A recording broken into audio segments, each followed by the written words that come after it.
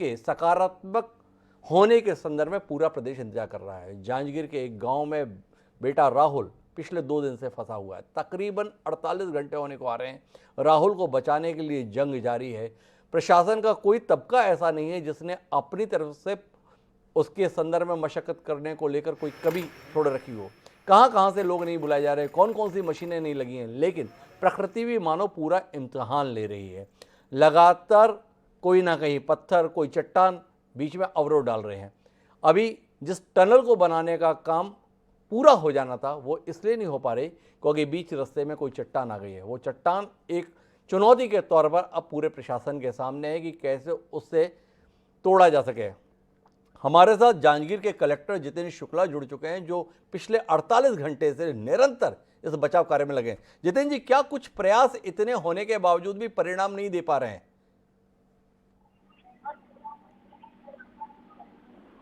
जितेंद्र जी, मेरी आवाज सुन पा रहे हैं? जी नमस्कार। जी नमस्कार।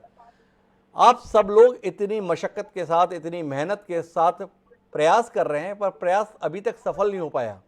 कौन सी ऐसी चुनौती है जो आपके प्रयासों को सफल नहीं होने दे रही जितेंद्र जी?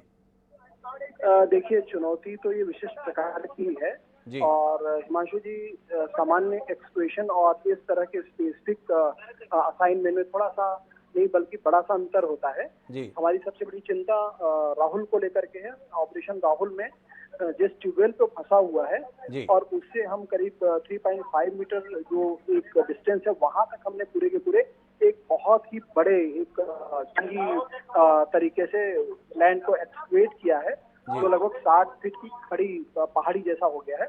उससे आगे आने में उस ट्यूबवेल पे मिट्टी और बाकी गिरने की संभावना बनी हुई थी, इसलिए उस पॉइंट से 55 से 60 फीट के बीच में हमने टनल बनाने का निर्णय लिया था। टनल जब हम बनाते चले जा रहे थे तो सबसे बड़ी बात है, ये बहुत ही बड़े साइज का चट्टान हमारे सामने आ गया था। उस चट्टान से जूझने में हमें थोड़ा सा वक्त लगा, स्ट्रेटजी हमको बदलनी पड़ी, नए मशीनरीज लगाने पड़े।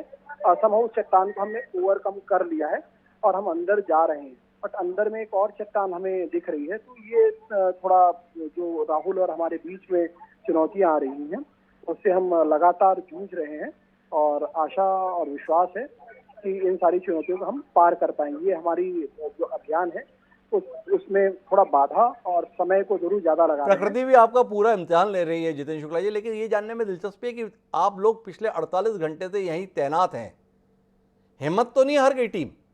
क्या लोगों का हौसला है कि हम इसे जीत लेंगे? बिल्कुल, हिम्मत की जहां तक बात है तो और जोशो जुनून के साथ हम जुटे हुए हैं। अब हम सब उस बच्चे के साथ इतने कनेक्ट हो गए हैं कि वो हमको हमारे घर का ही बच्चा लगने लगा है। तो हम सब की पूरी कोशिश है, हम दिन रात एक किए हुए हैं और बस जो बाधाएं हैं उन चुनौतियों को हम पार कर लेंगे तो बच्चा हमारे गोद में होगा। एक और बात जो जितेंद्र जी समझने की है वो ये है कि लगातार ये बताया जा रहा था कि बच्चे पर सीसीटीवी के माध्यम से निगरानी रखी जा रही है। एक बच्चा 48 घंटे से भी ज़्यादा समय होने को जा रहा है उस बोरवेल में फंसे हुए, उसकी शारीरिक स्थिति कैसी है? क्या वो मतलब एक्टिविटीज़ कर पा रहा है, कुछ खा पी पा रहा है, किस प्रकार की स्थिति में है? बच्चे की जहां तक बात है, मैं अभी भी स्क्रीन के सामने ही खड़ा हुआ हूँ। अभी सवेरे उसने कुछ लिक्विड लिया था, फिर अभी वो थोड़ी एक्टिविटी कर रहा है। तो पहले के कंपैरिजन में थोड़ा सा वीकनेस तो दिख रहा है उसमें, but he is still active. सवेरे जब हम जहाँ वो फंसा हुआ वहाँ पानी थोड़ा जमा होता है, हम लोग उसको फिजिकली निकालते हैं। तो आपको जान के बड़ा आश्चर्य हुआ, पानी निकालने के लिए जब अंदर पे जो बर्तन जो भी नीचे डालते हैं उसमें पानी को भरने का काम बच्चा स्वयं करता है। ये उसके मेंटल स्ट्रेंथ को भी बताता है। तो इस तरह की चीजें हैं। तो ये एक बहुत महत्वपूर्ण बात जो हमारे जांजगीर के कलेक्टर बता रहे हैं कि बच्चा स्वयं भी इस बचाव कार्य में अपनी तरफ से सहयोग दे रहा है। वहाँ पे पानी जो भर जाता है तो वो जो बर्तन भेजा जाता है उस बर्तन को पानी से भर के वो बच्चा ही उपलब्ध करा रहा है। तो कुल मिलाकर जितेंद्र शुक्ला जी, मेरे शुभकामनाएं हमारे तमाम साथियों की ओर से आपको, आपके प्रयास रंग लाएं और हम इस राहुल को वापस अपने बीच सकुशल पा सके। आपका बहुत बहुत धन्यवाद। हमारे साथ मौके पर संदीप खरियार भी मौजूद हैं। जो तमाम लोग वहां जुटे हुए हैं उनमें हमारे संवाददाता संदीप भी लगातार वहीं पर तैनात हैं। इस बचाव कार्य के संदर्भ में क्या कुछ चल रहा है उसकी निगरानी के लिए। जी संदीप, आप थोड़ा बताएंगे कि किस प्रकार से इस कार्य को अंजाम दिया जा रहा है? लोग मान रहे थे कि 24 घंटे 36 घंटे में परिणाम आ जाएगा, पर हर कदम पर मानो प्रकृति इम्तिहान ले रही है। कभी कोई चट्टान आ रही है, कोई कभी बड़ा पत्थर आ रहा है, कभी मशीन के अंदर में दिक्कत है। कुल मिलाकर यहाँ पर जो विशेषज्ञ वो क्या बता रहे हैं? देखिए हिमांशु सर, थोड़ा सा समझने की यहाँ पर जरूरत है कि एक चट्टान जब यहाँ पे सामने आया था तब प्रशासन के रोड़ा बन के आया था, और यही कारण था कि पूरी रात में 2 बजे जब इस चट्टान की पुष्टि हुई थी, उसके बाद अब तक जो एक चट्टान पर खुदाई होते हुए लगभग 10 से 12 घंटे बीत चुके हैं। उस चट्टान को लगभग 1/3 तक फोड़ लिया गया, लेकिन उसके बाद एक बड़ी मुसीबत और बड़ी खबर निकल के सामने आ पा रही है। उससे भी बड़ा एक चट्टान अब मौके पर फिर निकला है।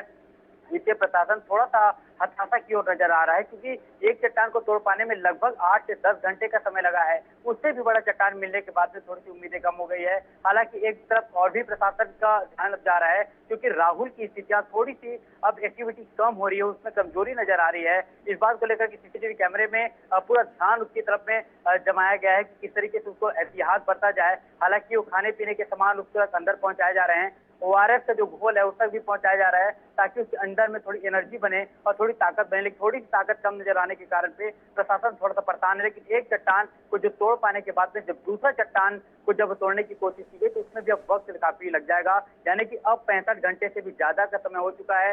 राहुल 2 संघर्षों से जूझ रहा है। पहला तो 65 फीट की 60 फीट की दूरी पर राहुल जहां पर गड्ढे में फंसा हुआ है, वहां तो गड्ढे में फंस करके वो तो संघर्ष कर ही रहा है। इसके साथ ही अगर हम देखें तो पानी का जल स्तर तेजी के साथ बढ़ता चला जा रहा है। यही वजह है कि पिछले 48 से 50 घंटे से भी ज्यादा पूरे इस गांव पिहरीत गांव और आसपास के गांव के ट्यूबवेल को चालू रखा गया है, और गांव के कोटवारों में मुनादी कराई जा रही है कि कोई भी अपने ट्यूबवेल को 1 मिनट के लिए भी बंद नहीं करेगा, जिससे राहुल के को जो बढ़ते हुए जल स्तर का जो सामना करना पड़ रहा है उससे कहीं ना कहीं बचाया जा सके। मैं आपको तस्वीरें एक बार दिखाने की कोशिश करता हूं कि वो चट्टान है जिसको लगभग 65 फीट से भी ज्यादा खोदा जा चुका है। सीधे तौर पे ये 65 फीट का खुदाई हुआ था, इसके बाद हॉरिजॉन्टल तौर पे खुदाई इसकी चालू है।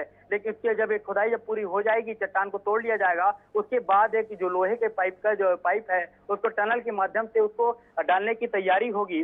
लेकिन अभी तक वो चट्टान, दूसरा नया चट्टान मिल जाने से थोड़ी सी प्रशासन में आता है। हालांकि अब जो इसको तोड़ने के जो ड्रिल मशीन है, जो कि दीपका से मंगाया गया, उसके साथ ही चांपा से SCCL के माध्यम से मंगाया गया। मैं उस जवान से आपकी बात कराना चाहूंगा कि NDRF की जो टीम है वो खुदाई करी, बताएं किस किस तरह की समस्या आ रही है, और आप अभी जो खुदाई के क्या चट्टान मिला है वहाँ?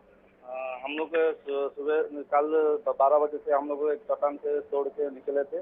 जैसे हम लोग निकले, एक चट्टान में बड़ा चट्टान था, उससे निकलने के बाद हमको पीछे साइड में मिट्टी मिला। मिट्टी मिलने के बाद वो मिट्टी को थोड़ा सा निकलने के टाइम में और एक बड़ा चट्टान आया, जो कि पूरा हम लोग को जो 3 मीटर का वो डाया है उसको कवर करके हम लोग चल रहे थे अंदर की तरफ, जो 12 फीट अंदर के जाना है। तो उसी हिसाब से हम खुदाई शुरू करने के टाइम में एक चट्टान के बाद एक चट्टान दोबारा आ रहा है। उसी चट्टान के लिए हमारा प्रशासन ने दिया है, और हमारा चिपिंग हैमर से हम छोटा से छोटा पोजीशन से हमको चिपिंग हैमर से पत्थर को तोड़ना पड़ता है। आप ये बताइए, जो पहला चट्टान मिला उसको खोदने में, उसको तोड़ने में कितना वक्त लगा, और जो चट्टान मिला है वो कितना बड़ा और उसको तोड़ने में कितना वक्त लगेगा? वो चट्टान को तो हमको 8 से 10 घंटा लग गया लगभग। और अभी जो चट्टान है शायद वो बड़ा मशीन लगा है, उसके सहायता से हम कंप्रेशन मशीन के माध्यम से वो सोच रहे हैं तो जल्दी से जल्दी हो जाएगा। खास बात कि नीचे का तापमान कितना है? आप लोग बार बार रोटेट करके आप लोग बदल रहे हैं जी?